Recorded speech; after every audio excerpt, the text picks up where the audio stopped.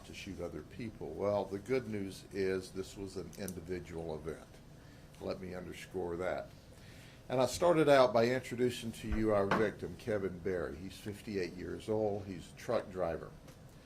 He was well thought of, and he was also a trainer.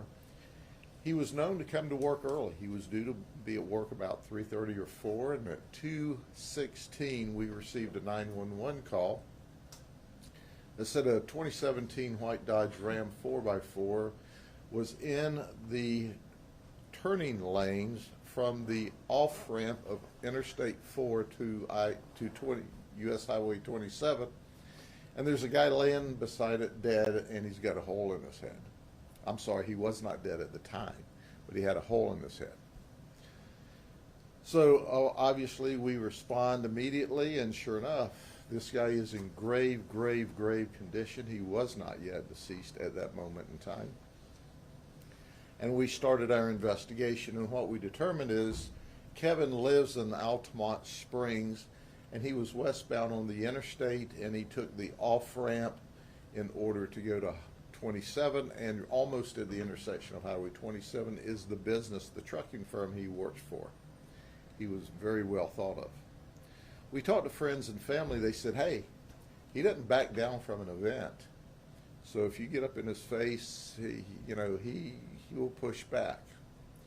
What we also learned from a witness is that there was a road rage with this car, and the first information, the preliminary information we got was it was a dark colored, small, compact, two-door vehicle with a luggage rack, kind of an older model.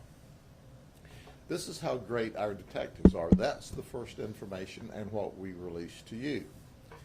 Here's the suspect vehicle. As you can see, it's a small, compact vehicle, but it's 4 doors, and it's not really dark in color. It's silver in color. Could look dark at night, and it doesn't have a luggage rack. This is how good our detectives are. So we start looking at cameras in stores on Highway 27. I am so thankful for our community, our business community, that has cameras in their stores to protect them, because one of the cameras near that intersection showed a conflict. It also recorded sound, and we could hear 2 gunshots. We could also hear people screaming at each other. So our detectives are working all of the cameras from all of the stores, and when you get down toward Haines City, there's red light cameras, and what we're looking for is a small vehicle during this particular time frame, where we were able to identify this vehicle during that particular time frame, as well as 3 other vehicles that probably witnessed the event and just drove around it, because there was a conflict in the turning lanes, and the information that our witness gave us certainly did not correspond with where we found the vehicles when we arrived. But our detectives, in their remarkable fashion, pressed on, and we went to Daniel Hamilton's house. Daniel Hamilton lives in Davenport. He's also 58 years old. He's also a truck driver, and he has an LLC that indicates that he may have a small trucking firm. I don't know if he has any employees or he drives for himself. He's also got a criminal history. In the past, he's had 3 felony arrests, 3 misdemeanor arrests, drug charges, fighting charges, robbery charges, disorderly charges, battery charges, contempt, and forgery. So we're pulling the videos, and sure enough, we follow him to 1134 West Wind Drive, and we knock on the door. When we knock on the door, we are talking with him, and he is saying, no, I was at home the whole time. No, the car's been at home the whole time. No, I don't know what you're talking about. Well, there's one thing you should know, that anytime a detective asks you a question, he's already got the answer, or she's already got the answer. In this case, Angel Shireman's our lead detective. So she knows, and after he says, no, no, no, no, no, I don't know what you're talking about, she shows him his vehicle as it is at that intersection at the exact time that the man is shot. Now, in the meantime, Kevin Berry is pronounced legally deceased. They still have him on a respirator waiting to harvest his organs, and we're thankful for the family allowing his organs to live on and save someone else's life. But he is legally deceased. They have not officially unplugged him yet. So we obtain a search warrant for Daniel Hamilton's house. Now we go into Daniel Hamilton's house, and what do we find underneath his pillow? A gun that happens to be missing 3 casings. Now there's 2 live rounds and 3 empty chambers. So what do we find in the garbage can? 3 empty chambers. 3 empty cases. We absolutely anticipate that this gun is going to match the ballistics on the bullet once we're able to retrieve it from our victim's head. The bullet's still in his brain at this time. It's a horrible event. Now, folks, I want to underscore this is the ugly end to road rage. The ugly end to road rage. This man is dead. This man is locked up in jail for second-degree murder at this moment in time because of road rage. Because they had some conflict either on Interstate 4 or on the off-ramp at 2 o'clock in the morning. Listen, there's plenty of road for everybody at 2 o'clock in the morning on Interstate 4. Plenty of road. And now we have a horrible set of circumstances where this man at 58, a truck driver, and this man at 58, a truck driver, their lives are, his is ended and his is now an absolute disaster. So when you're involved in road rage, and you see this is how it can end up. So we tell everyone, take a deep breath, back away, don't let the guy who's aggressive get under your skin. No good outcome occurs whether you tear cars up, you fight in the street, or one or both of you end up shot and killed. So the question is, Sheriff, who started the road rage? Answer is, we don't know who started the road rage, but we know this. We know that when Daniel shot and killed Kevin, he ended the road rage. And that's called murder. Are there any other questions? Yes, sir. He made a statement, I guess, to your detectives when they found the case? He made admissions. But as he got deeper into the conversation and saw that he had obviously lied to us, I know that comes as a shock to y'all because, nobody should lie to their doctor, their lawyer, or a law enforcement officer. But, surprise, they lie to all 3. He quit talking with us, but he made plenty of admissions, to include my favorite admissions. He said, well, you got what you need. I'm ready to go to jail. Just thinking that's like an admission, right? You got what you need. You got what you found what you're after. Let's go to jail. So at the end of the day, I beg people, do not engage in road rage. I'll also ask people to lock their car doors, and they don't do that either. But please, your life depends on it. Leave the person alone that wants to engage in road rage because something's wrong with him. Normal people without anger management issues, when someone else makes a mistake, innocently cuts over in front of them, doesn't intend to do it, doesn't see them, they're in the blind spot, they just let it go. And the overwhelming majority of the people do exactly that, which is what you should do, just let it go. Life's more important than to get all wadded up over a position on the highway. Sheriff, is there any indication it may have been self-defense at all? We have no idea whether it was self-defense. We don't see any indication that it was self-defense. And I'll give you a clear understanding of why we think that. Here's the deal. So you got to understand his car is here, right? Okay? So we're going to have his car going this way on the turning ramp, right? The white truck is ostensibly beside him. The bullet passes through one side of the truck, out of the other side of the truck, and kills our victim on the other side of his truck. So there was at least an entire truck between the shooter and our victim. So it's very difficult to claim it's self-defense or stand your ground when the guy that's now deceased, that was mortally injured at the time, is on the other side of the vehicle and has no weapons.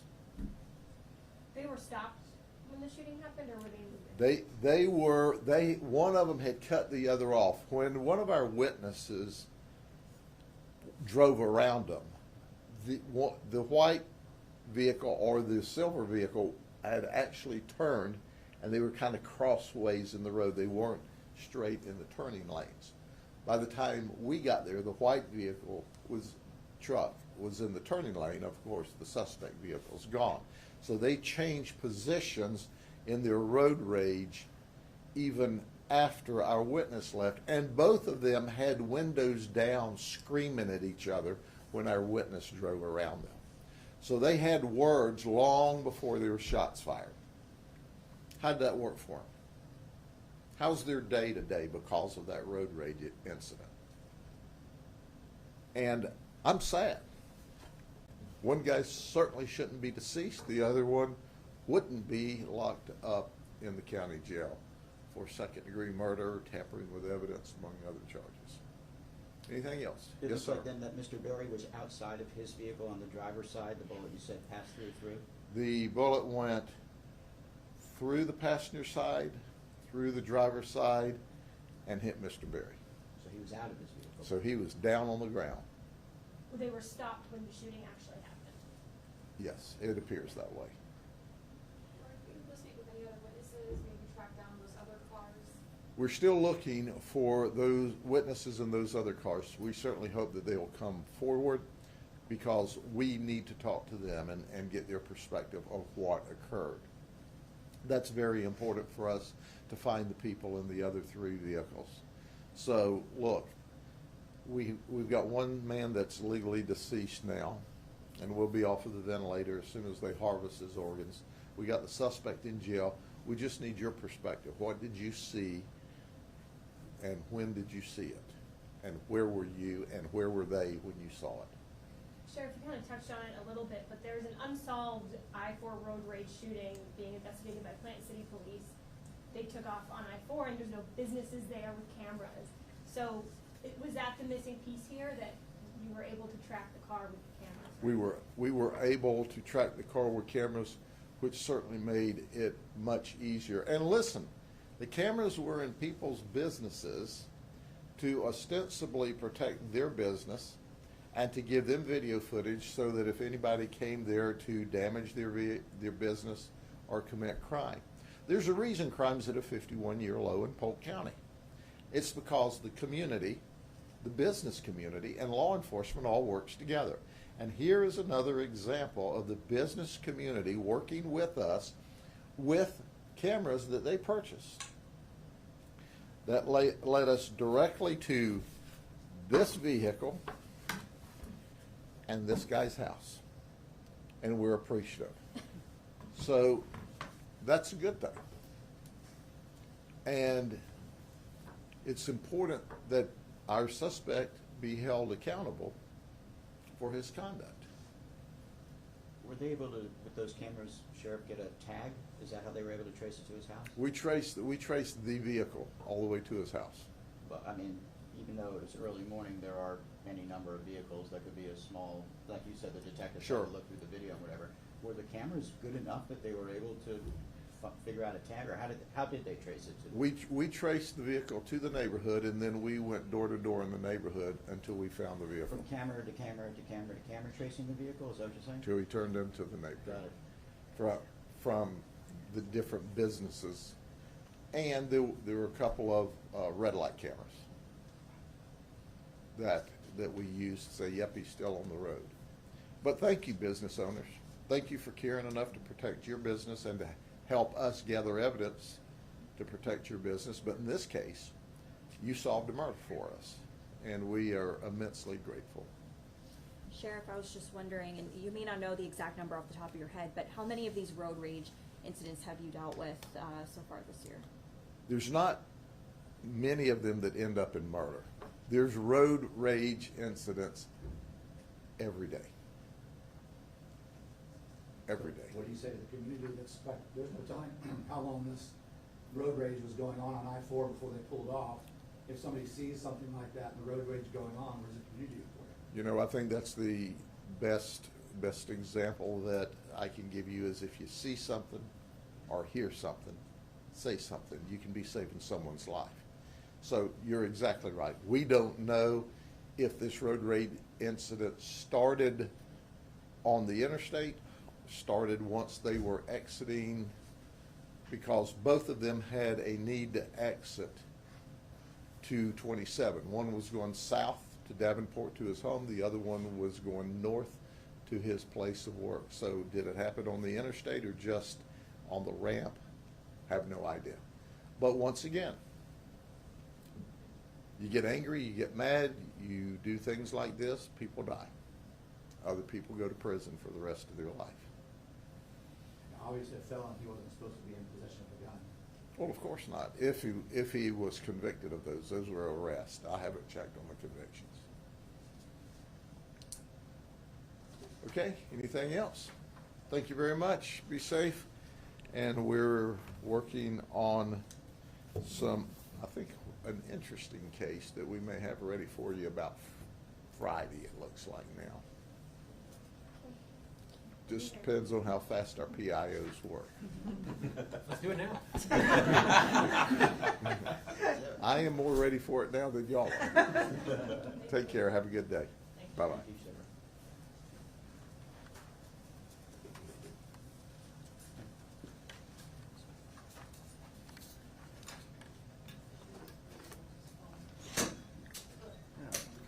So they would definitely stop outside of the car. When he shot, oh, the victim, yeah. I don't know about the The suspect. victim was outside of the car yelling probably, but a whole car away, so.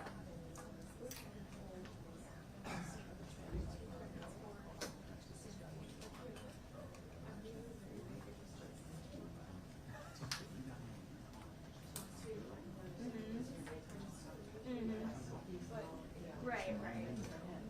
But, yeah. Right. That'll be a defense attorney's job.